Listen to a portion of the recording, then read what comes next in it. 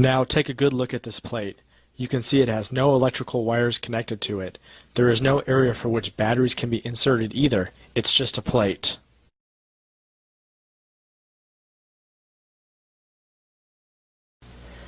This is a thermometer. One simply points at an object, presses the button, and instantaneously the temperature registers in the little window. First, I am going to take the temperature of the black far infrared plate. It is 78 degrees Fahrenheit. Now I'm going to take the temperature of the red plate. It is 77.1 degrees Fahrenheit. And now I will take the temperature of the ice in the bowl. It is 29.9 degrees Fahrenheit. Now that we know the temperature of each participant, we can now begin the demonstration. What I am now going to do is place a cube of ice on each plate at the same time.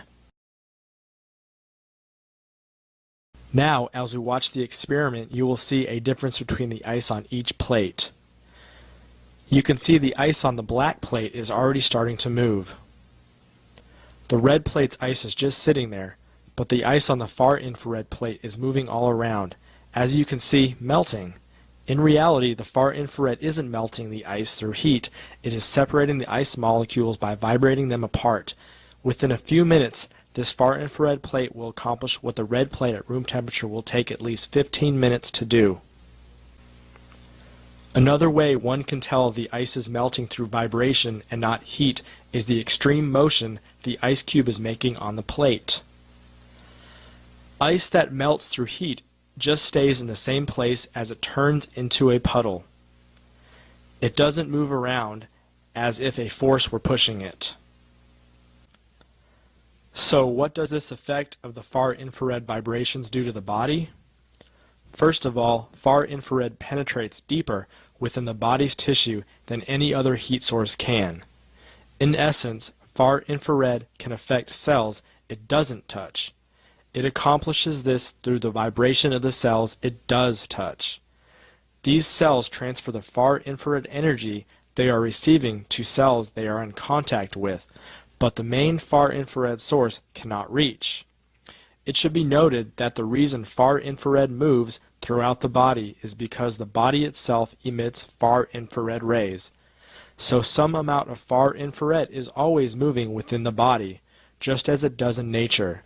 So each of us is like a mini sun in our ability to emit and absorb far infrared rays. The benefit the body gains through the vibration of far infrared is multifold. First, it helps to separate toxins from the cells, which help detoxify the body. Another effect is the fact that far infrared helps stimulate the lymphatic system, which improves the entire immune system. The lymphatic system, unlike the circulatory system, has no pumps pushing its fluid through the body. This system relies on the body's own motion to push the lymph fluid through the body. Far infrared through vibration aids the movement of the lymph fluid. The lymphatic system ties into the body's circulatory system at the neck, where the lymph fluid is drained into the blood system. Because of this biological tie, the blood system is also affected by far infrared vibrations. The human body will absorb only the amount of far infrared rays it can put to use at the time, so there is no danger of getting too much of a good thing. Even though the far infrared effect on ice happens quickly, it still takes about 5 minutes to accomplish a meltdown. Well, you can see the far infrared plate has totally liquefied the ice. The other plate's ice has hardly begun to melt.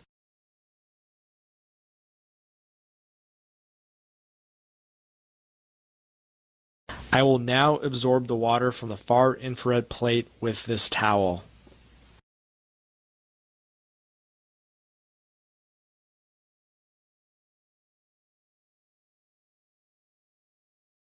Good, all dry. Now let's take another temperature reading of the far infrared plate. The temperature is 62.3 degrees Fahrenheit, over a 15-degree drop in temperature. You can see by the difference in temperatures, the ice actually cooled the plate rather than the plate